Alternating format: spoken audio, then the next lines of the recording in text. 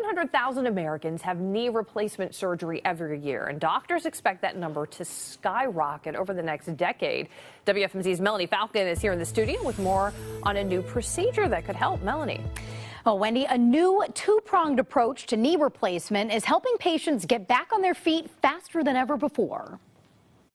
56-year-old Judy Tactile started struggling to get around almost 7 years ago. As you're walking, you're scraping bone on bone.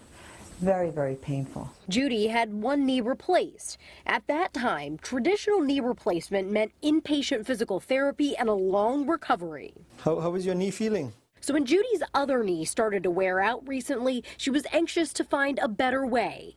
Dr. Nakul Karkare is an orthopedic surgeon who specializes in hips and new knees.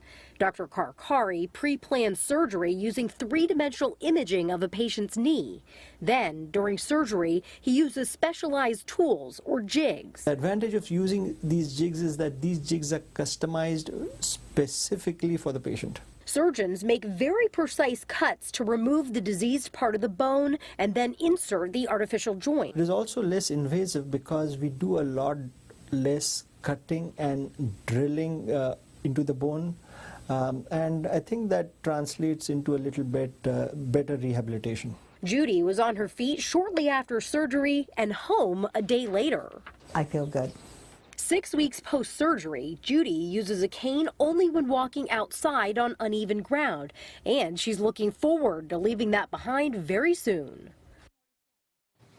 And the doctor tells patients to expect their new knees to feel great after about 12 weeks of physical therapy. Not too bad. Wendy? Not bad at all. Thanks, Melanie. Coming up.